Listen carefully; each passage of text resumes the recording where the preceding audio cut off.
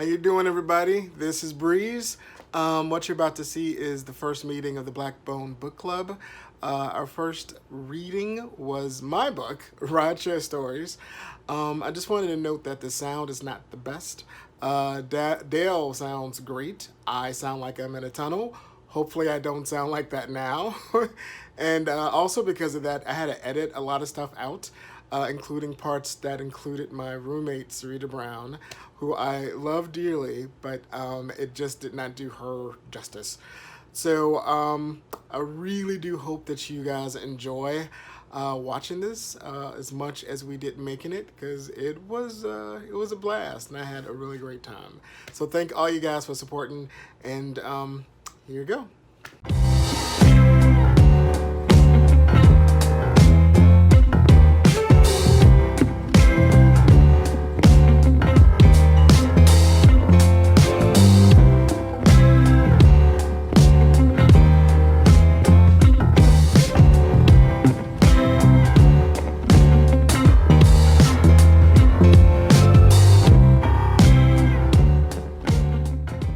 Do we have to wear clothes for this?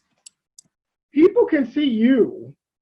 So yeah, I'm just, you don't have to, but people can see you. Because I have nothing on, but I have nothing on below. Okay, well, as long as I mean, it's up to you. I know you, and you like to, if you want to show people, well, it's that type of party. All right, you know what? Let's just do. We're going to wait a little. Well, I'm going to talk. So everybody, thank you for attending. This is the Rideshare Stories virtual book signing. I am wearing the T-shirt, which I'm very proud of. Also, if you have not noticed, I actually thought it would be a really cool idea to dye my beard. And now that I've done it, I now look like Old Man Breeze. So we're just going to rock it right now. It is a Snow White beard. I appreciate it. So you dyed it white? I dyed it white. I literally dyed it white. I lifted the color, and then I added Manic Panic silver stiletto. It looks fabulous. I love it. It's a look. It's a look. It's a look. I'm with that. This is how this is going to go. I'm going to speak for a little while. I'm going to read a section of the book, and then if you have any questions, feel free to join in. And then Dale is going to gracious with a reading, and then Syreeta Brown will read, and then there'll be lecture from both of them. My name is Breeze Vincinz, originally from Chicago, studied screenwriting, and then moved to LA to, basically I came to LA to, as the story goes, I actually came to help take care of my best friend, who was totally pregnant at the time. And I ended up him. And because I love her to death, and I came here to help her with the baby. And then I thought I was going to be like so integral in the raising of this child. And then 9/11 happened, and I boned out. So that's basically what happened. But she's doing fine. He's doing fine. My friend is doing fine. And I decided to stay and to try to help the screenwriting career. And then what I basically wound up doing was staying here and getting into a lot of really shitty relationships and drinking a lot. And so right now I'm starting to revigorate my writing career. I published a book of poetry, and now this is a rideshare memoir. And the actual novel will be out next year with a much more professional book signing situation. So this book is basically, at one point, I wound up having to drive rideshare. Did it for like about 2 or 3 years. I actually did it a little bit this year, right before COVID started. And luckily, I've been able to do some independent contracting with my graphic design, and to sort of get out of the car. Because if you have read a couple of stories in the book, it's no secret that it's not one of the better positions to have, in my opinion. I think it's really cool. If you're trying to get a couple extra bucks, it's a pretty okay job. But if you're trying to pay rent, really just sell ass. It's much better. It's easier. The pay is much better.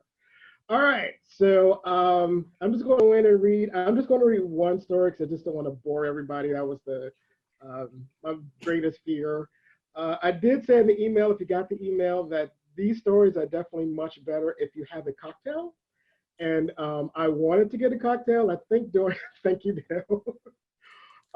When I'm going to finish my story and then talk a little, like a minute, and then Dale will read his story. And while Dale's reading his story, I think I am going to pour a cocktail just to calm my nerves because I don't know if you can tell, but I am scared shitless and sort of had a panic attack this morning. And I finally got out of bed, and the best roommate you could have, my roommate, Syreeta, actually decorated the kitchen with a cake and balloons.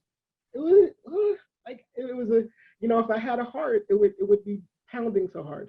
All right, so for the first story, it's called Urban Myth. And I basically wanted to read the story because during the course of me telling everybody what this book is about, I always told them that about the story of when I picked up a group of people, and then I told them the story. And so I don't want to like spoil it or whatever. But I told everybody the basics of the story. And also, a friend of mine, Ty, told me it's a little confusing in the sense of the story behind this. Before this, I mentioned what happened, and so this story expands on that, which makes sense when you read the book. But anyway, with all that said, this story is called Urban Myth. So if you have a cocktail, I have water right now. Here's a toast to the first story and me doing this project. I just also want to thank you for being here because I fucking appreciate it and I love the support. You have no idea. Yeah, you helped me get over my panic attacks, which I do. Yeah, take care of your mental health, people. It helps. All right. And I'm trying to see how many people are here, but you know what? Fuck it. As the Bible says, when two or three gather, blah, blah, blah, God. So we're just going to do this. All right. It's called Urban Myth.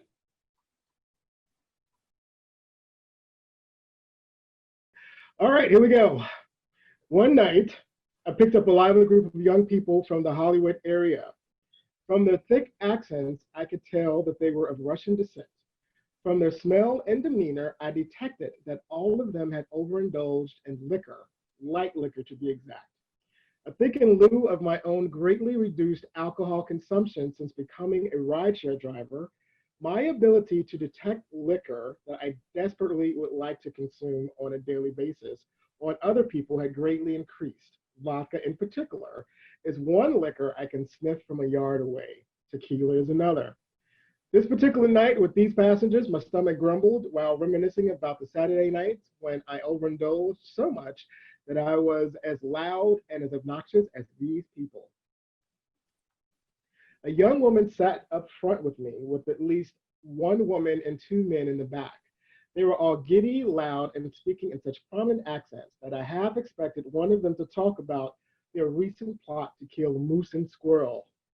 The woman who sat in the front seat was particularly animated, was particularly animated and exhausting, touching me on the arm while she slurred out random pleasantries, demanding that I take my eyes off the road so I could see some amusing meme she saved on her cell phone, touching my steering wheel in an effort to make a turn she determined that I needed to make.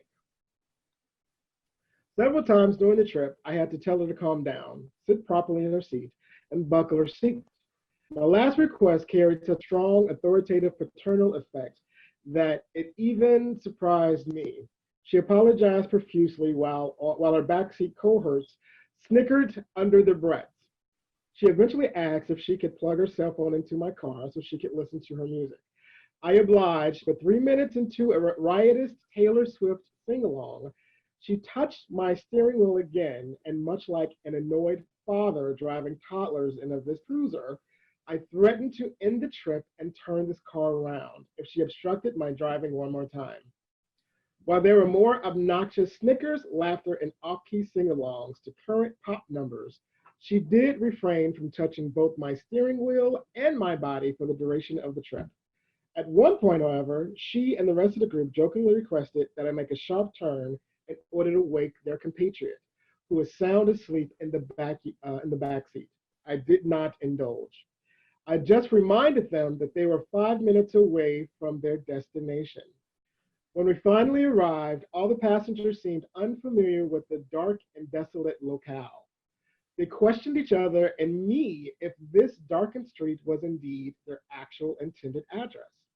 I read back to them the address on the app and pointed to a house that looked abandoned, which shared the same address. I told them that I would be more than happy to take them to another location if they wanted, but all agreed this was indeed the final destination. And on the off chance that if it wasn't, they would simply call another rideshare vehicle. It took them a few extra seconds to pile out of the car. Not obnoxiously long, but I remember ranting and wondering to myself, what are you guys doing back there? Alone in the car with the side rushing in and ringing in my ears, I was just overcome with an immense feeling of fatigue, more emotional than physical, but I'm sure the two connect. I've been patiently waiting for this whole Breeze rideshare driver of my life to be over, and rationalized that each passenger that got into my car brought me closer to the ending and the eventual beautiful beginning for the next chapter of my life. That's the optimistic way of looking at it anyway. There have been moments like that night when it just felt like I was living at my fullest potential. Maybe being morbidly obese, in debt, single, and picking up random characters and dropping them off in random places for pennies on the dollar, and keeping a cute little journal of the more outrageous trips was actually who I was meant to be. That there was nothing else I can offer the world, and nothing else that the world can offer me. Maybe this was about golden and a life would ever get. And as I felt the pull of every Mack truck on the freeway taunting me to crash through it, in an effort to take some control and end this chapter myself, I instead opted just to cut the night short and head back home to Hollywood, stop someplace to get some tea, and just regroup. I eventually hit the 101 freeway and was listening to RuPaul What's the Tea podcast with Michelle Visage. As usual, the conversations were lively and so funny that I injected myself into it as if the three of us were old friends, or maybe they were interviewing me for some achievement I had accomplished. I was making funny little puns and asides as we talked about serious issues surrounding communities of color and the LGBTQA plus community, and how ridiculous I felt it was to have an alphabet soup of letters to say a bunch of homos.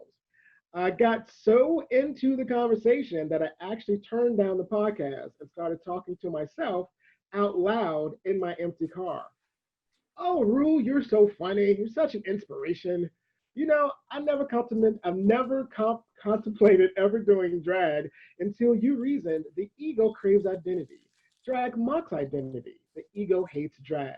I think about it now. I don't know if I ever will, but I think about it. And Michelle, I love the Hamilton soundtrack too. You know, there were times I was driving around rideshare on those lonely, dusty Los Angeles streets by myself, wondering if I would even break through to be the better person, the star really that I was meant to be. I would get so down on myself when I would turn on the Hamilton soundtrack and feel so inspired. Even now that I'm a multi-millionaire writer, porn star, triathlete, comedian, I still enjoy those little ditties, make me smile. And as I was taking the Sunset Boulevard exit and explaining that despite things not working out between Michael B. Jordan and myself because of our busy schedules, that we're still friends, I heard a prominent cough. At first, I thought it was some mechanical anomaly within the car, or maybe I didn't turn the radio down low enough. Then I felt and heard a sudden shift in the air inside my car, that something was moving. I looked in my rearview mirror and realized that the Russians left something in my back seat, but I couldn't figure out what it was. When I actually got to Sunset Boulevard, I screamed like a banshee when I discovered exactly what those Russians left in my back seat. A fully grown sleeping Negro. I gently shook him to wake him up, and he leisurely flicked my hand away, slurring, "What? I'm trying to sleep," then passed out again. I was completely paralyzed with fear and unsure exactly what to do in this situation. They never mentioned anything close to this, any orientation I went through. I quickly rationalized that I would drop him off at the local police station, and if he woke up before then, I would try to ascertain who he was and where he needed to go. Unfortunately, he was out like a light the entire trip until I arrived at the police station. I parked my car directly in front of the building, opened all the windows, unlocked all the doors, and got out of the car. I walked to the open rear door behind the passenger seat, but as I was reaching for the handle, he woke up and got out of the car himself. He was a youngish guy, maybe in his 20s. I couldn't tell by the cut of his clothes if he was homeless and disenfranchised or a hipster and fashionable. The rips in his jeans and patterns on his shirt could have made either condition true. Feeling as if I was looking at a ghost, it took me a minute to finally croak out, "What are you doing in my car?" We stared at each other in complete silence, mirroring each other's bemused glances. I repeated with more authority and fear, "What are you doing in my car?" His eyes were wide as saucers, and he replied with the utmost confusion, where else would I be? Which somehow frightened me even more. I sprinted back to the driver's seat, terrified. And if it were not for the fact that I had a bum knee and this pesky morbid obesity, I would have jumped through the window Dukes of Hazzard style. Instead, I shakily opened the door and clumsily put the key into the ignition.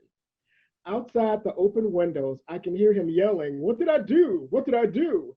He repeated it as I sped off with my heart pounding a million miles a minute. "What did I do?" I finally got that tea I so desperately needed and tried to unpack exactly what had happened. I called three people that night, including my aunt Cindy, how you doing, Cindy, in Chicago, who was also a rideshare driver, just to get everyone's take on it. There were certain questions everyone asked. Question: was he with the Russians? Answer: I don't know. I didn't do a head count when they got in. I didn't do a head count left when he left, but he was black. Question: well, they have black Russians, right? Answer: I suppose so. He didn't speak with an accent that I could tell. It's not like he said, "Where else would I be? What did I do? I want to kill moose and squirrel."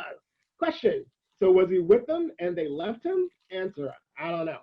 Question: did he sneak in when they got out? Answer: I don't know. Question: who was he? Answer: I don't know. One friend was just grateful that he didn't awaken while I was on the freeway talking to myself. While the initial white girl scream would have been hilarious, the sequential 25 car pileup would have not been as funny.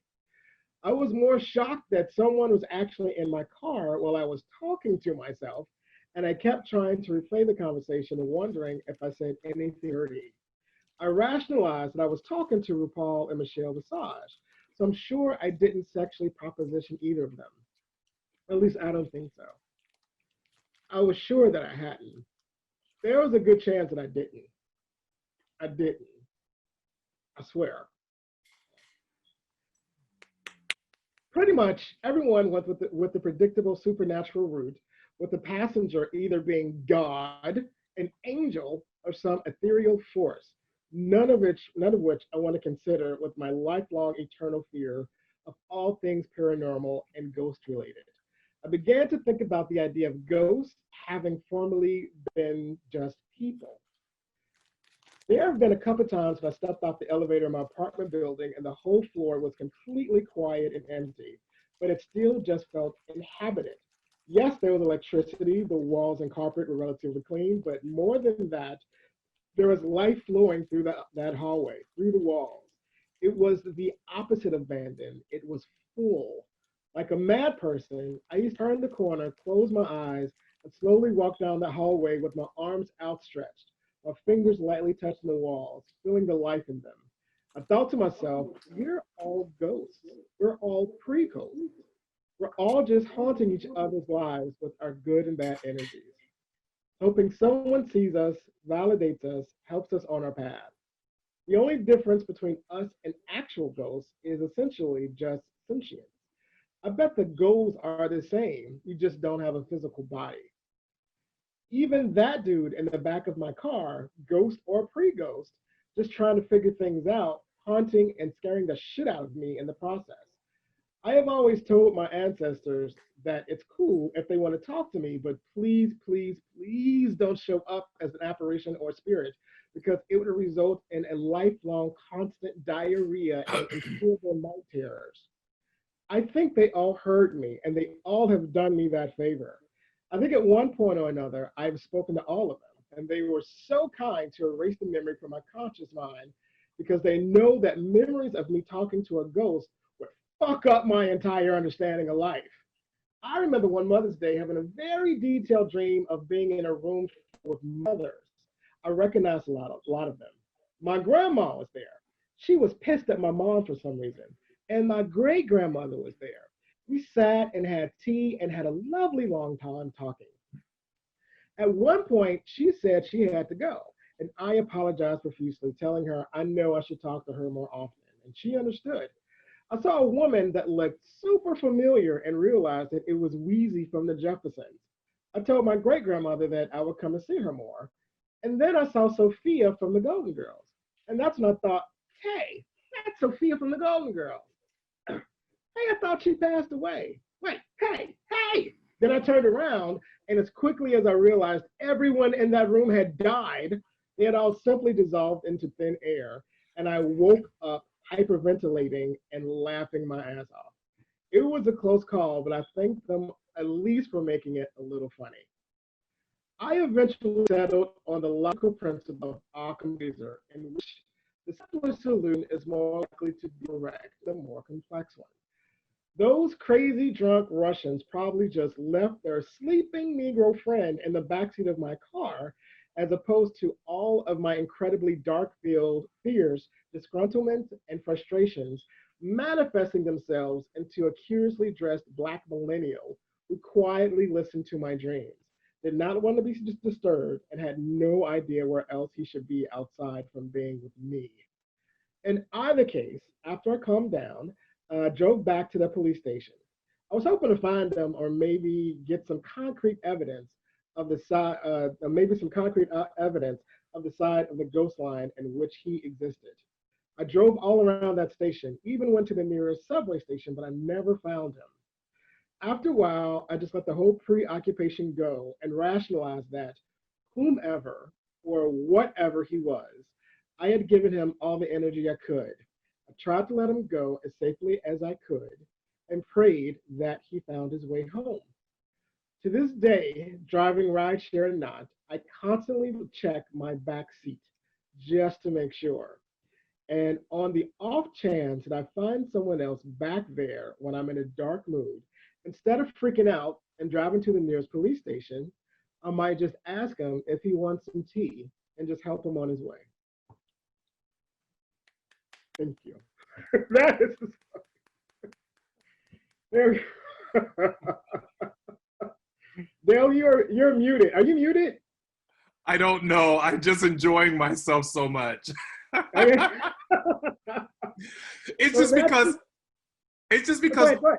while when you would give us these little ditties while you were driving, I could, because I know your personality and your cadence and your sense of timing and humor, it's just visualizing that moment as it happens that I just love reliving over and over and over again. Like at first I was like, wait a minute, I've heard this story before. Did they leave a turd of shit there in the back seat? What happened? I'm just, it's like all of these things start going through my head, and your way of just kind of rationalizing it all to keep yourself sane always entertains me. It just entertains me. I love hearing them, and I'm just like, oh my God, can I do justice to his story? Oh God. Well, thank you as I rushed through that. So thank you. If anybody has feedback or questions about it, feel free. So I have a question. So yeah. my question is, when you started driving, did you immediately know you were going to journal the experiences, knowing how ridiculous it was going to be for you? Good question. Absolutely not. When I first started driving, I'm gonna put it. And I talk about that actually in the foreword. I'll just say it now. I did not want to, well, let me back it up. I started driving out of necessity because I was working at this sort of Pakistani Nazi real estate company. And it was a horror place. And I wound up, which I'll probably need to talk to Kim about, got into a really bad car accident that totaled my car. And luckily I was fine, but it totaled the car. The Jeep? And the Jeep? yeah, the Jeep got we haven't talked. The Jeep got totaled and I barely escaped with my life. Wow. Yeah, it was a bad thing. And so it was a 2-hour ride. So because of that, it was a 2-hour ride to the real estate company that I hated and a 2-hour ride back. And I hated I hated the ride, I hated the 2-hour bus ride, and I hated the 2-hour bus ride back, and I hated the job. And one glorious day, I've said this in the foreword, but I'll just say it now. When I was coming home from work, I was on the red line, and there a person on each side of me while I'm sitting on the train. Each one of them separately took a shit. The person over here took a shit, and then the person over here took a shit. And it sort of triggered some things that happened in my childhood, and I wound up having an episode. And having a what? An episode. That's the best way. I had a connection. Well, I don't know what you want to call it. I wound up having to. I crawled on my hands and knees out of the red line station on Hollywood and Vine. Is basically what happened. So you were having an anxiety attack.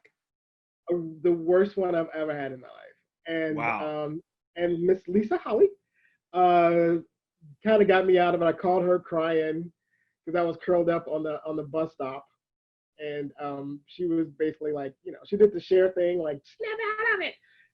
And I got up, and then all that to say is that I developed this plan that, like, now I'm out of a car. Maybe I'll drive for, I hope I didn't say the rideshare company because I'm trying not to give them any type of publicity. But I called a rideshare company and went through the process of going through the screening process.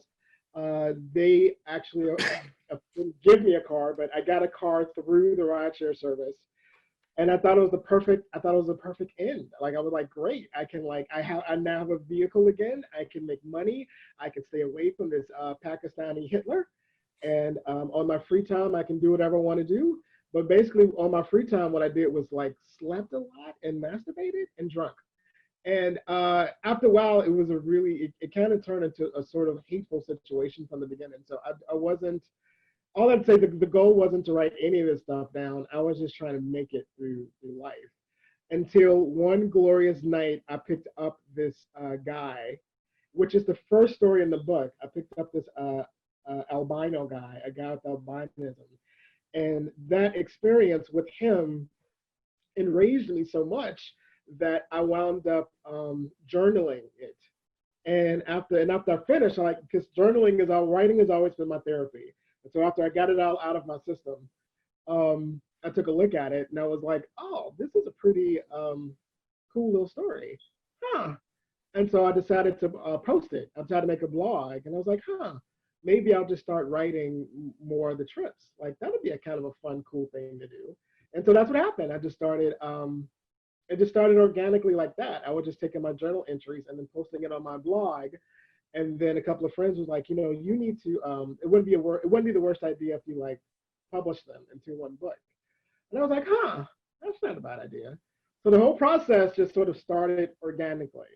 So this is what's going to happen. I'm going to turn it over to Mr. Dale Guy Madison, but I'm going to leave the room so I can get Syreeta on, because I think she's having technical difficulties.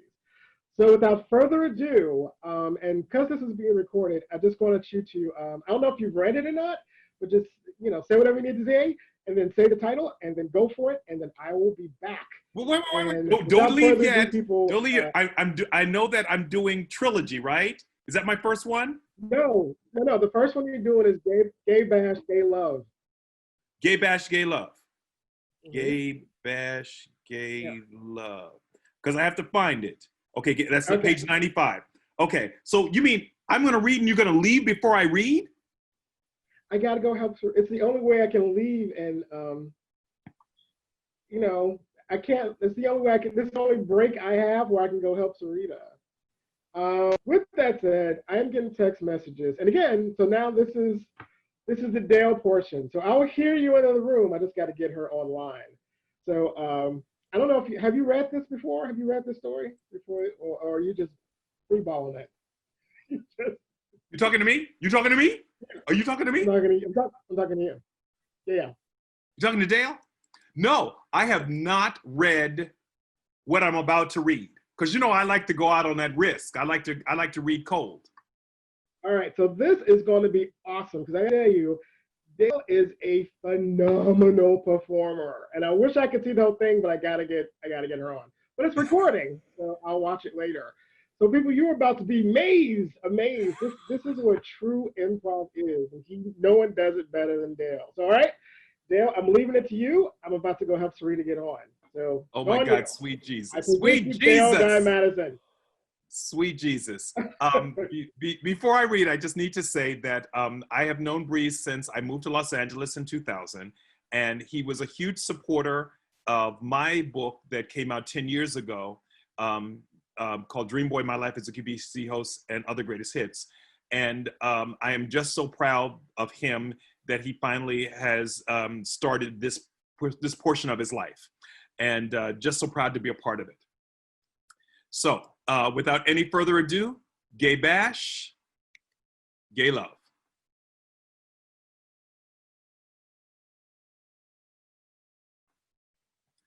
I was driving through West Hollywood, AKA Los Angeles's gay district, the rectum of LA.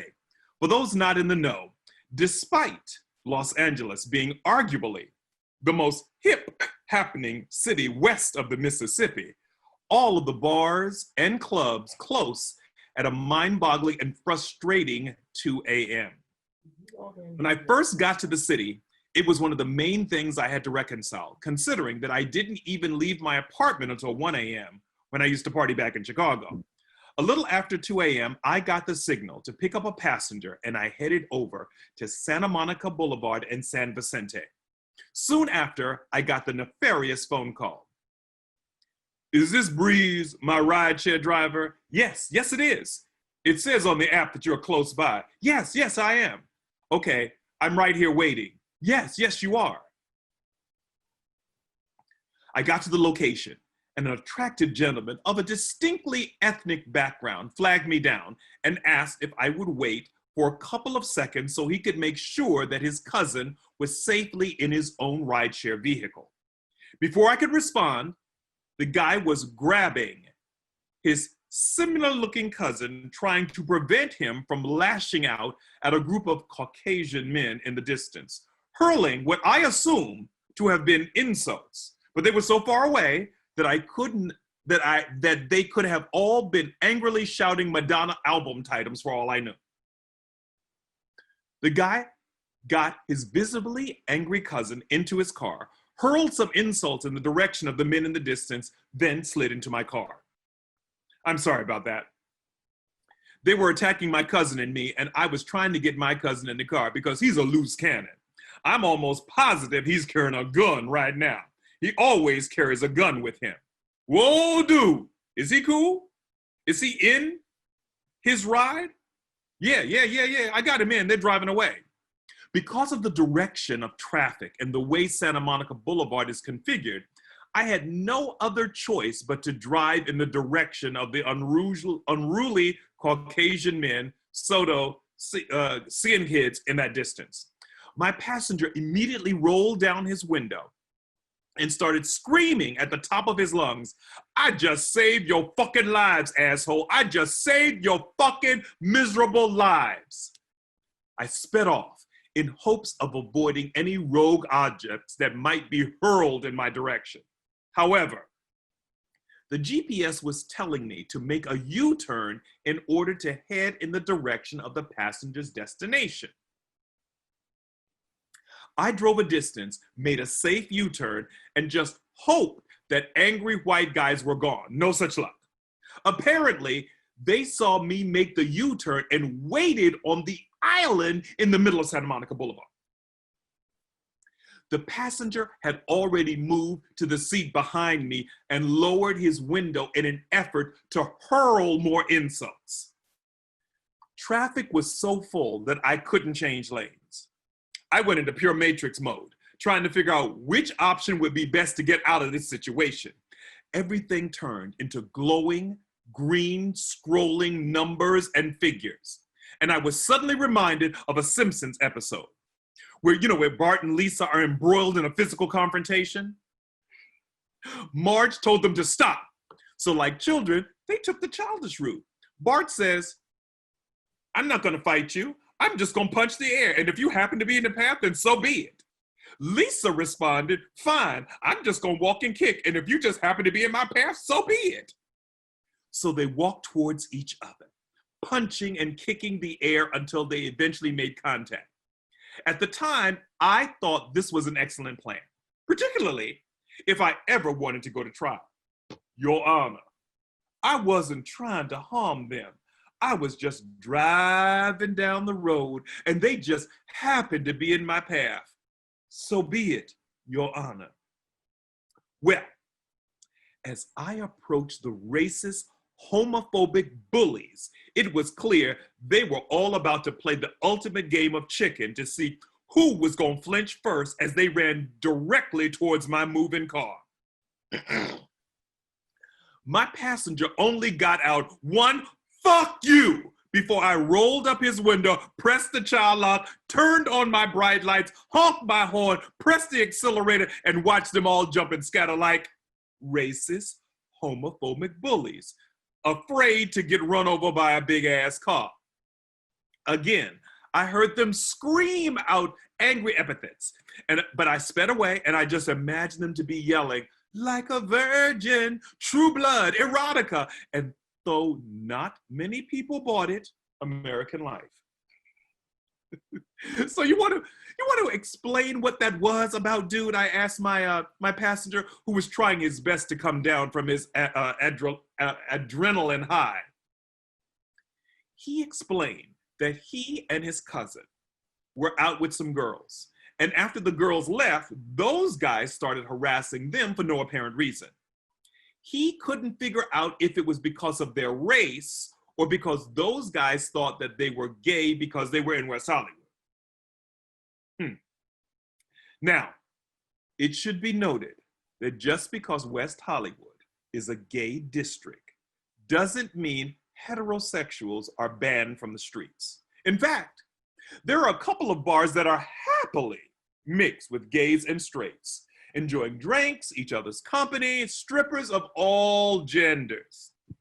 So, it's not a stretch for straight men and women to be hanging in West Hollywood with their gay or trans family members, co-workers, or friends.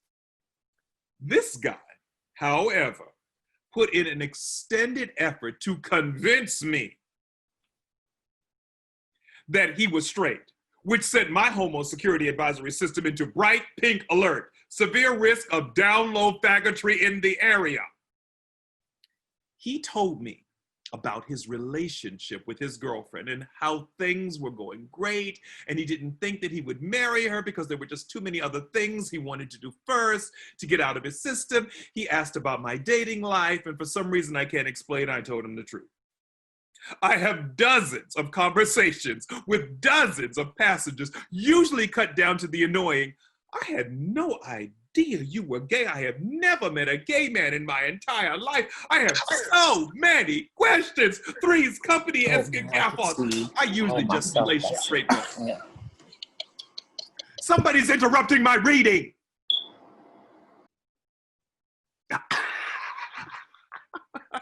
My last relationship was with a guy. It just didn't work out. I think he wanted to do some things first before settling down so it happens, I remarked. So you're gay, he asked. Well, you fix one pipe, they don't call you a plumber, but you suck one dick.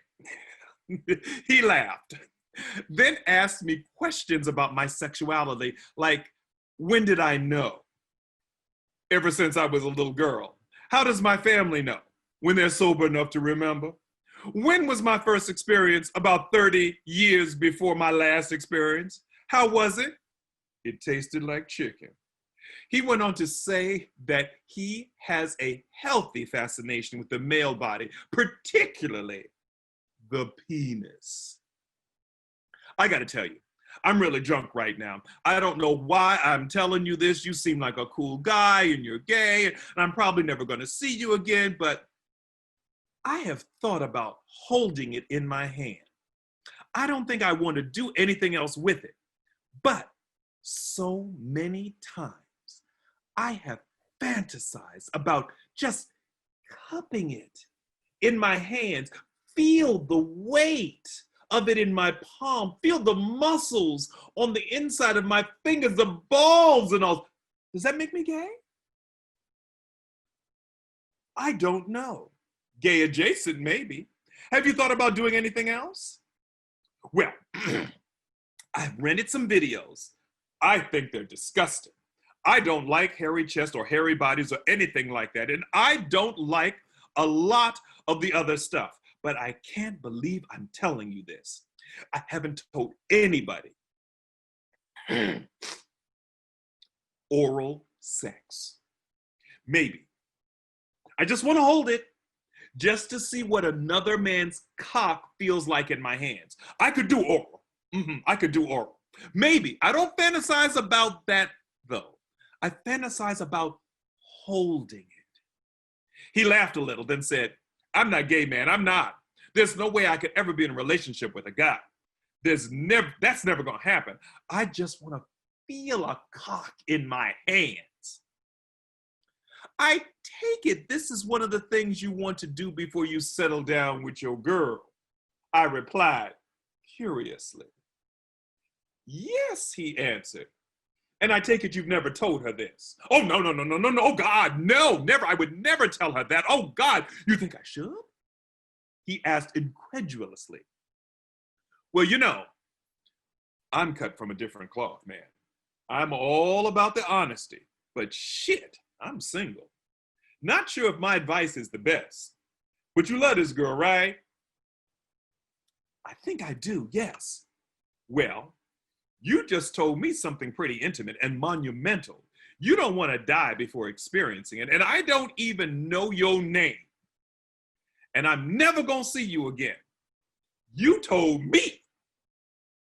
Yeah, and he stammered with a hint of attitude.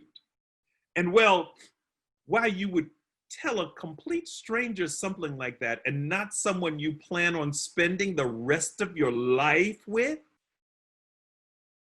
If you love her and she's your friend, your best friend, you guys can work that out. There was a long silence that he finally broke with, "You're a good man. You're a very good man. Can I ask you a question? You've been with a man before. Is it true about Black men?" "Percentage-wise, yeah, I think so." "And what about you?" he questioned. "You are drunk," I said. "Not me, you." "Yeah, you are drunk," I said with conviction.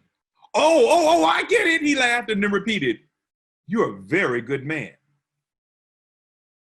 We talked a little more about sex, life, relationships, that I'm a writer, and that I've been writing about my more interesting rides. "Are you gonna write about this one?" he asked brightly. "Abso-fucking-lutely." Shit. When I eventually dropped him off at his house, he hesitated to get out of the car. Like a little boy, trying to hold on to every last second of being around the girl he got a crush on. "You know, you probably should call your cousin and make sure he made it home all right." "I will. I totally forgot. That's how the night started." Well, it didn't start out like that, but it definitely picked things up. "You have a nice night, Breeze," he said in a tone that was close cousin to retreat. "You too, man," I replied. He walked to his door. I drove away with an undeniable smile for a couple of blocks until I heard the distinguishable ring of a cell phone. I checked. It was not mine. It was coming from the back seat. Subtle, I said to my empty car as I licked my teeth and headed back to the guy's place to return his cell phone. I turned off the app from my phone, walked up to his door, rang his bell, half expecting him to be naked. He wasn't, but his shirt was open. I didn't say anything, just smiled and presented the phone to him. He opened the screen door and quietly took it from my hands while a wave of silence just rushed in between us. I could smell the liquor on his breath, and I tried my best not to look him in the eyes, but that was pretty much impossible. There was a seriousness in his expression, a confounded look of determination. We were the ones playing chicken now. Who gonna flinch first? And without explanation, emotion, or sound, I took one big step inside his doorway, then pulled it out. He, in turn, cupped it underneath with one hand, as if it were a soft baby bird trying not to awaken it. He eventually used the other hand to cup the top, and yeah, the bird woke up.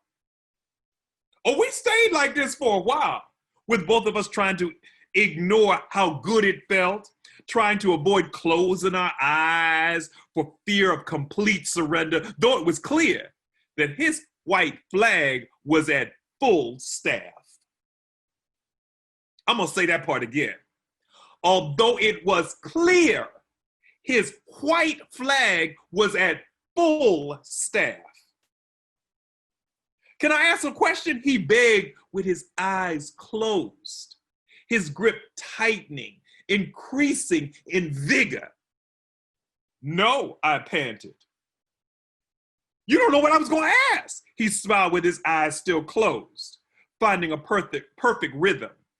Yeah, I do, I smiled back. He opened his eyes and he said, there's no one here. I figured that, as I said as I buttoned up my pants and pulled away from him. You didn't like it? He wondered. No, it was good. It was great, I said, slightly embarrassed. I just don't think I can do this. All right, okay, he said, not really interested in hearing an explanation, but I felt compelled to give him a much abridged one.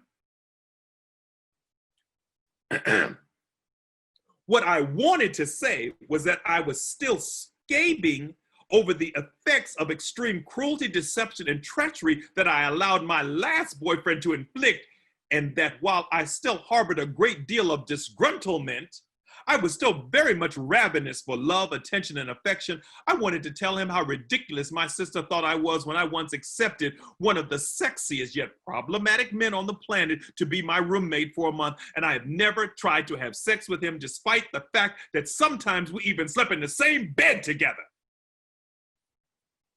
I wanted to tell him that I almost got married in Vegas to a guy I met on a dating app because we spent 48 hours together kissing and talking to each other with our noses 6 inches from each other, and eventually drove past a wedding chapel and we both actually went in.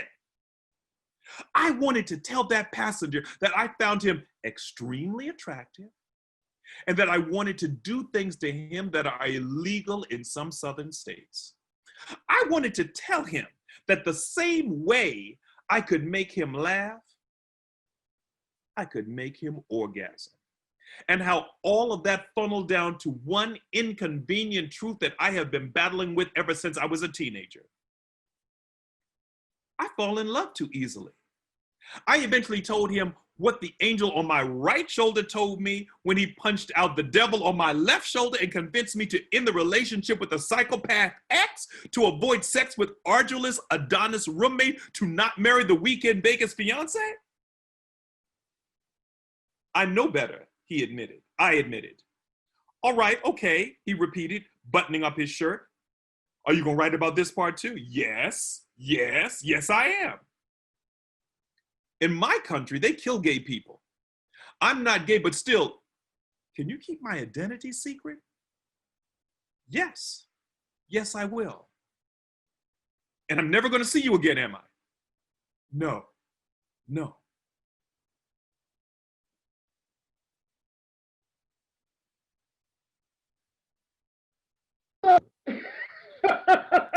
That was a fucking ride, bitch. That was a ride. No, I could have never read it. I could have never read that like that. You Oh were my hilarious, God. by the way. I was Oh my God. I love living vicariously through your stories. Oh, Lori. Well, Lori just clicked in. She is the editor of my book. We all did a cut for her. She did an amazing We job. love Lori. Nothing helps a book more than having a great editor. Great You really need that second eye. True story. Yeah, these are all true, by the way.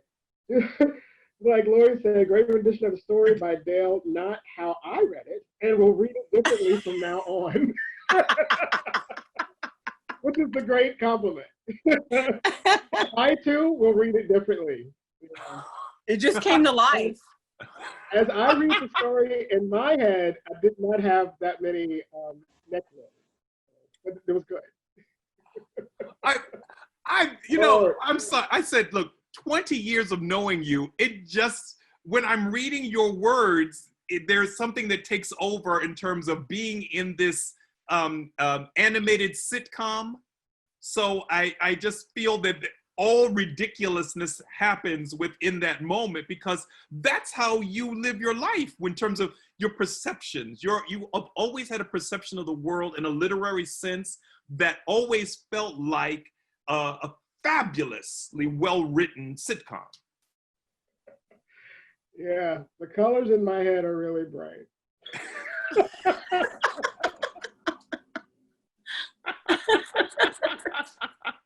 I want to say, for those of us that are drinking or have something, I want to make a toast to you.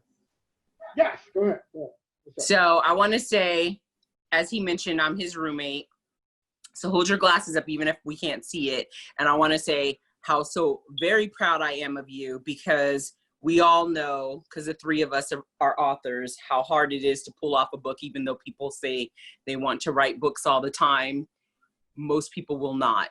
So I want to say I'm proud of you, because I know how much you worked on this and all the little details that you've done and things that you've created for yourself. And you are badass, and this book is going to be so big, and I'm proud of you. And Dale, you are badass yourself.